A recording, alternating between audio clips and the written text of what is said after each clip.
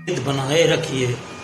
Hello दोस्तों, नमस्कार, सत श्री अकाल, आदाब। आशा करता हूँ कि ऊपर वाले की कृपा से आप सभी खैरियत से होंगे। हमारे रोजाना मोटिवेट चैनल में आप सभी का स्वागत है। दोस्तों, आज की ये कहानी एक ऐसे बाप बेटी की है जो गरीबी और बुरे हाल के बावजूद एक दूसरे को इतना ज़्यादा प्यार और एक दूसरे की इतनी चिंता करते थे। जानेंगे इस कहानी के माध्यम से।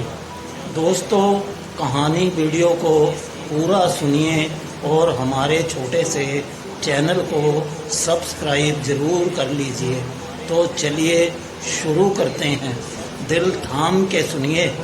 एक समय की बात है, एक गांव में एक गरीब परिवार अपने संघर्ष से गुजार रहा था। इस परिवार में 3 सदस्य थे, पति, पत्नी और एक छोटी सी बच्ची।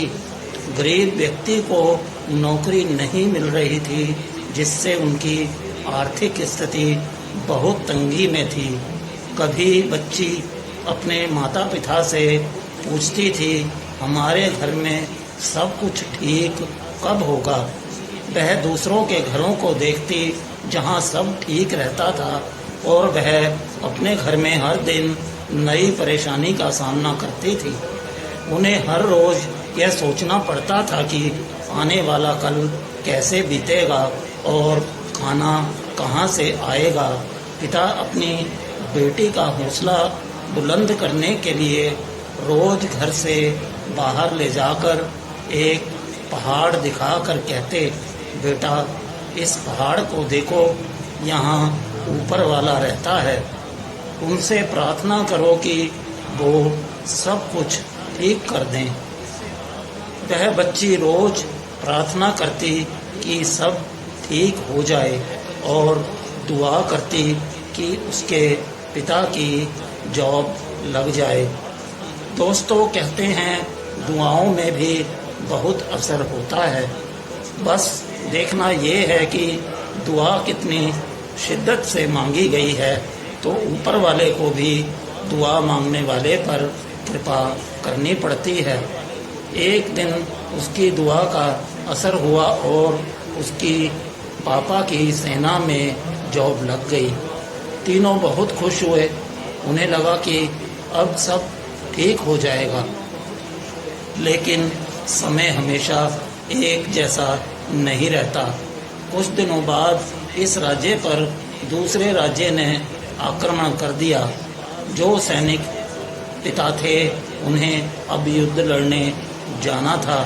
जब वे अपने परिवार से प्यार लेकर विदा हो रहे थे, तब उनकी बच्ची उनसे गले लगकर रोने लगी और कहने लगी, पापा, आप मत जाओ।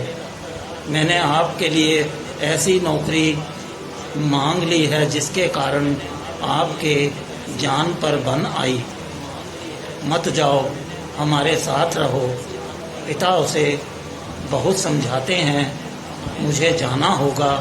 मेरी बच्ची, इस राज्य के लिए जान भी चली जाए तो कोई बात नहीं है। यह सब सुनकर बच्ची और ज़्यादा रोने लगी। जब उसके पिता चलने लगे, तब बच्ची ने कहा, पापा, वो जो पहाड़ पर ऊपर वाला रहता है ना, उन्हें मेरी एक चिट्ठी दे देना और कह देना कि मेरी विश को पूरी कर दें। पिता मुस्कुराए और इसने तो वाकई मान लिया है कि पहाड़ पर ऊपर वाला रहता है। उसके बाद वह चिट्ठी बैग में रखकर घर से रवाना हो गए। अपने बाकी सैनिकों से मिले और जो टुकड़ी थी वह युद्ध के लिए निकल गई। बच्ची के पिता को पता था कि वे लोग युद्ध को नहीं जीत पाएंगे, क्योंकि उनकी तरफ के काफ़ी सैनिक मारे जा रहे थे। पिता के सरहद पहुंचने से पहले एक पोस्ट ऑफिस आता था। सैनिक पिता ने एक चिट्ठी डाली और उस पर लिख दिया, बेटा माफ़ करना, यहाँ कोई ऊपर वाला नहीं रहता है, मैं तो सिर्फ तुम्हारा हौसला बढ़ा रहा था। पिता ने सोचा कि यह चिट्ठी वापस घर भेज देता हूँ, बच्ची को मिल जाएगी और वह समझ जाएगी पापा झूठ बोलते थे, पहाड़ के पास कोई ऊपर वाला नहीं रहता है। फिर क्या पता मैं युद्ध से वापस लौट ही ना पाऊँ। इस चिट्ठी के साथ बच्ची की लिखी चिट्ठी को भी बिना पढ़े उसी पोस्ट ऑफिस में डाल दिया। बहुत भीषण युद्ध हुआ, लगातार 2-3 महीने तक चला। इसके पिता के साथ गए एक एक सैनिक बारी बारी से मर रहे थे और गांव में खबर फैल गई थी कि इस राज्य की टुकड़ी खत्म हो गई है। वही टुकड़ी जिसमें इस लड़की के पिता गए थे। घर में दुख का माहौल छा गया। बच्ची ने ऊपर वाले को कोसते हुए कहा, हे भगवान, तुमने ये क्या कर दिया? तुमने तो मेरे पिता को ही मुझसे छीन लिया।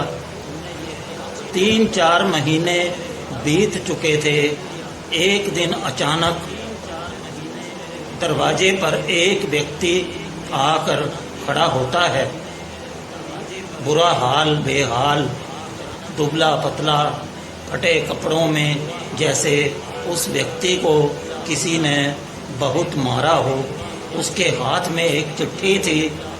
डाकिया बोला, माफ़ करिएगा, युद्ध के कारण रास्ते बंद थे, इसलिए चिट्ठी लेट पहुंची है।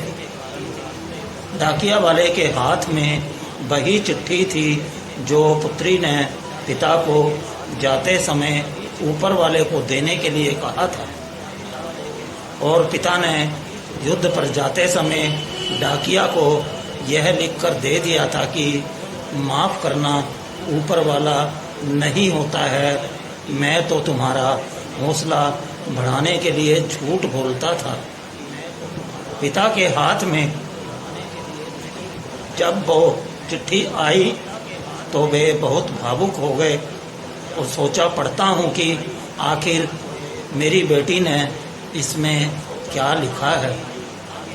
जब उसने वह चिट्ठी खोली और पढ़ी तो उसके आंसू थमने का नाम नहीं ले रहे थे, क्योंकि उस चिट्ठी में लिखा था, हे ऊपर वाले, मेरे पिता को सही सलामत युद्ध से घर वापस भेज देना। तो दोस्तों, देखा आपने बाप बेटी का ऐसा प्यार। आपकी भी कोई बेटी है तो आप भी अपनी बेटी को ऐसा ही प्यार करना। ऊपर वाला आपकी भी सभी इच्छा पूरी करी। इसलिए तो कहते हैं ना कि ऊपर वाला जरूर है, तभी तो ये दुनिया चल रही है। दोस्तों, आज के लिए इतना ही।